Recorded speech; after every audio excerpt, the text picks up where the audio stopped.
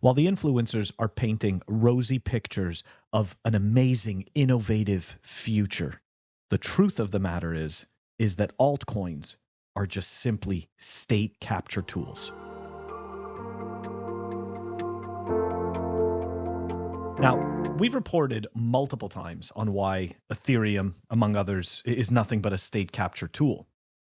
But you see, as time goes on, right, the motives, the incentives of the bankers, of just the legacy system, right? They can't hold themselves back, and they don't have to hold themselves back. They have infinite money. Why would they hold themselves back? They wouldn't, right? But you see, as time goes on, the picture becomes clearer and clearer.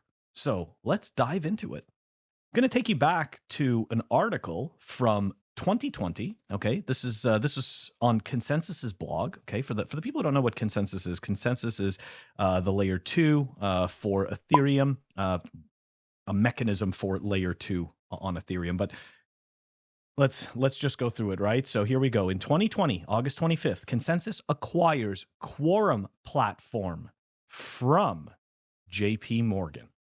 Okay, so think about that. So Consensus today announced the acquisition of Quorum, an enterprise variant of the Ethereum blockchain developed by JP Morgan. Okay, next.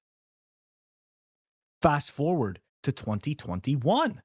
Blockchain firm Consensus raises $65 million from JP Morgan. So understand what happened here, right? Consensus buys Quorum from JP Morgan. JP Morgan then goes and dumps $65 million into Consensus. So technically, if you're following along, you understand that JP Morgan now owns Quorum again, right? Indirectly.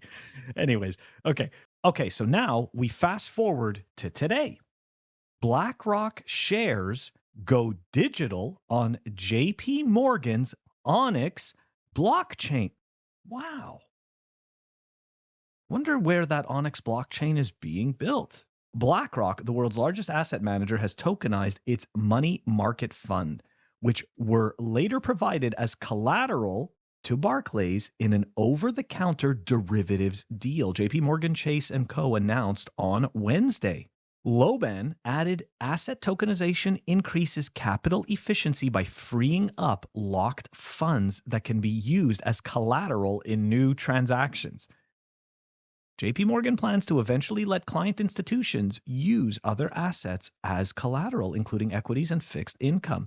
Ed Bond, the head of trading services at JP Morgan, told Bloomberg. JP Morgan has been exploring the tokenization of traditional financial assets since 2015, when it launched its blockchain program with the release of Quorum. Look at that. It's permissioned fork of the Ethereum network. The third largest banking institution in the US, Citigroup, launched Citi Token Services in September, which we did report on, a blockchain-based cross-border payment solution for institutions which uses tokenized deposits and smart contracts for real-time settlements. So, a couple of things are becoming more evident. First of all, they're not going to use your shitcoin. They are just going to make their own.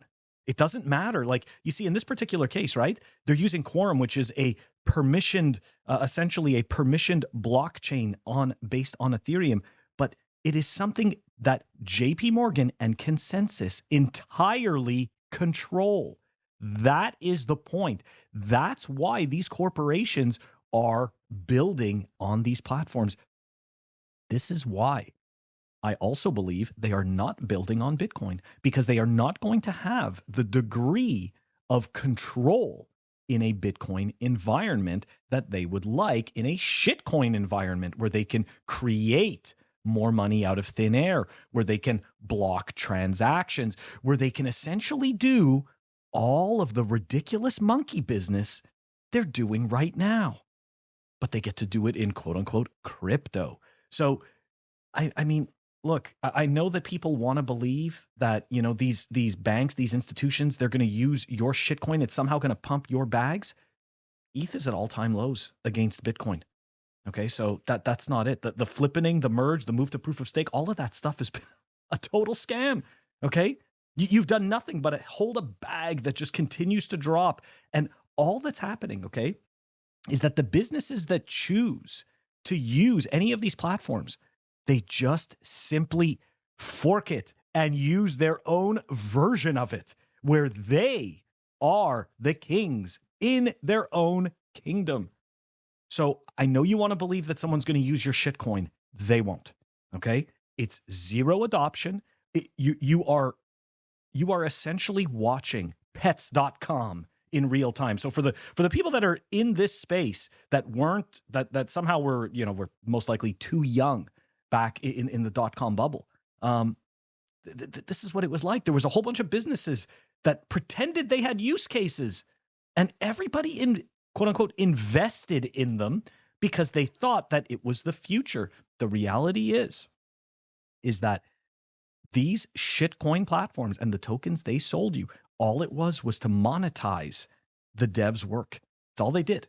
Okay, they extracted the value from you, the bag holder. Okay, that's what they did. And now the legacy institutions can see which of these technologies they can use for their benefit. And you'll notice all they're doing is taking the pieces they need in order to build their own little kingdom and have their own little moat. So, yes, ETH, among other shitcoins, are simply state capture tools. Don't get fooled. Bitcoin is the only real thing. Guys, that does it for today's clip. Like, subscribe, help us grow the channel. This is Bitcoin only Pleb Signal, and I will catch you guys all tomorrow.